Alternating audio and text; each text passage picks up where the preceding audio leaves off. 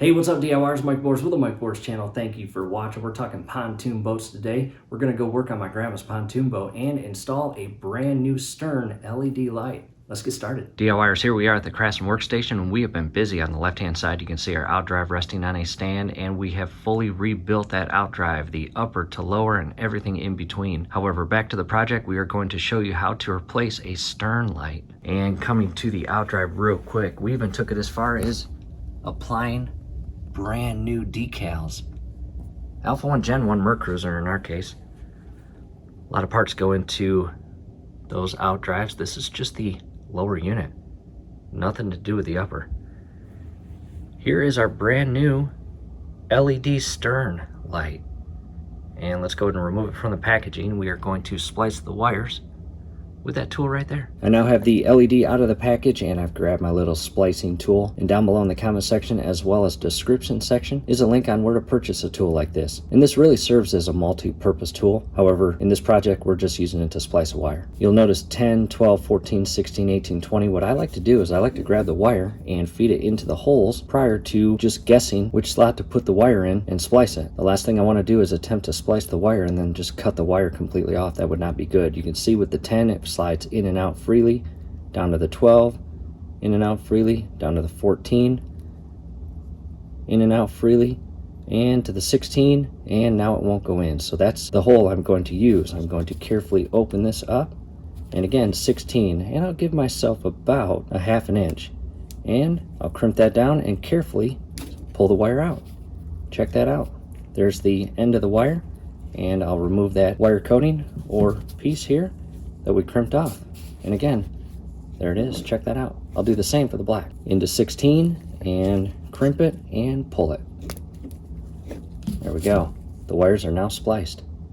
Taking a step back, and DIYers, let's head to the boat, but do not forget the splicing tool, your brand new light and base, as well as the hardware.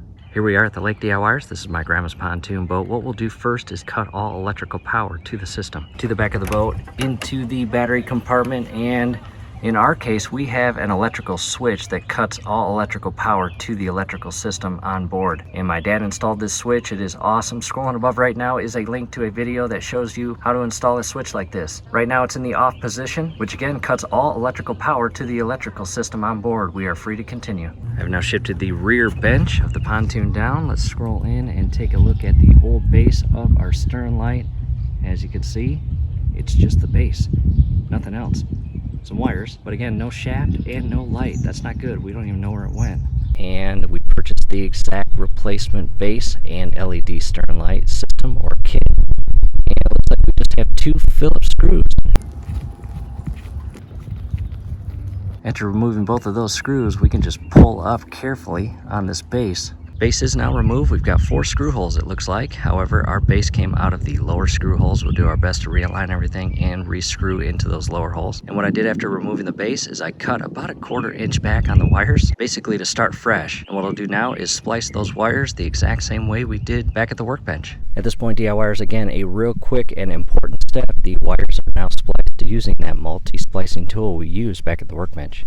I now have the light in position. I've grabbed some scissors, some electrical tape, the hardware, screwdriver.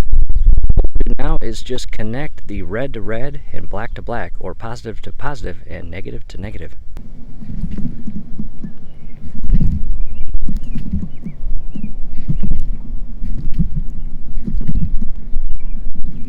I will now take black electrical tape and wrap the wiring.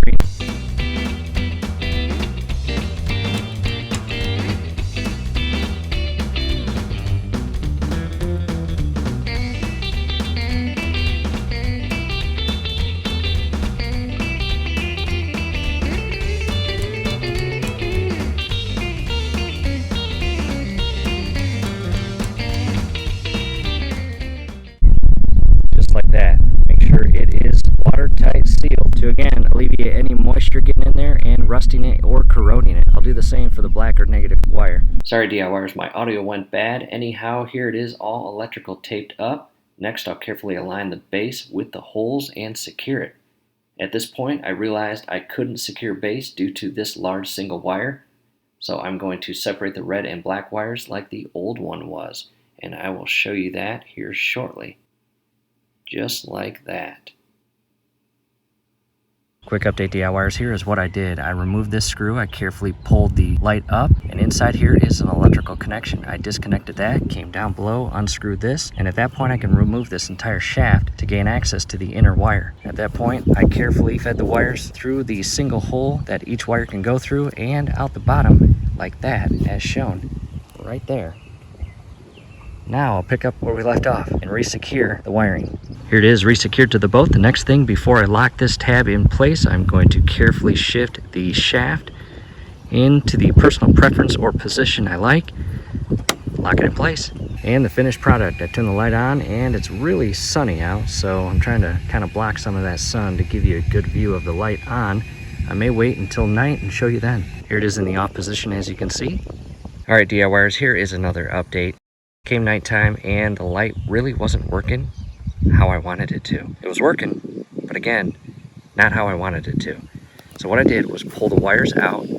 I snipped right here and here. The gray is the positive, the black is the ground or negative, and I clipped the old watertight seal connection fittings off, and I spliced the negative, the positive. I recut about a 1/4 inch back on the brand new wires that come with the light. I respliced them and fed both ends into these little connections, and then used my Craftsman heat gun to melt the tips to create that watertight seal. Scrolling above right now is a link to a video that basically shows working on this exact same wiring but downstream near the battery. Let me back up real quick. This morning when I hooked the voltmeter up to it, it was about 7 to 8 volts, which is not what you want. You want the full 12, right? And I think that loss of voltage was because the old watertight seal connections feeding off of the gray wire and the black wire were corroded, rusted. They were just old. In addition, where I tied the two together upstream from the connections, basically it led to a slight additional loss of electrical current, which is not what you want. So I reverted to these and I've got the full 12 volts. Before I resecure everything back together, I'm going to test the light.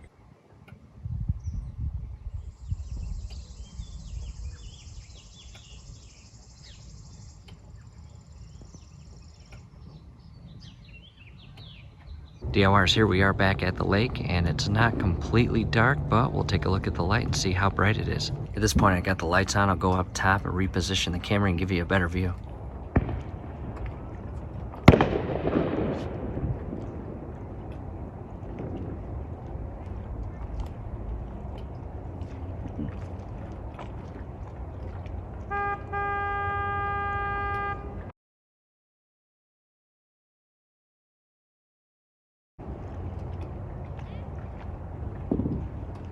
DIYers, as you can see, much brighter. We love it. Just in time for the 4th of July weekend, you can hear some fireworks going off. And scrolling above right now, DIYers, is a video link where we talk about what happens when you install a brand new LED stern light or whatever LED light and it does not work. Believe it or not, it does happen. So if you have installed a brand new LED light and it's not working, definitely check out that link scrolling above. We hope this helped. Do us a favor, below the video you will see that thumbs up icon. Click on that, like the video, subscribe to the channel. Definitely ring your YouTube bell. That would be very helpful to us. We really appreciate it. Thanks again for watching.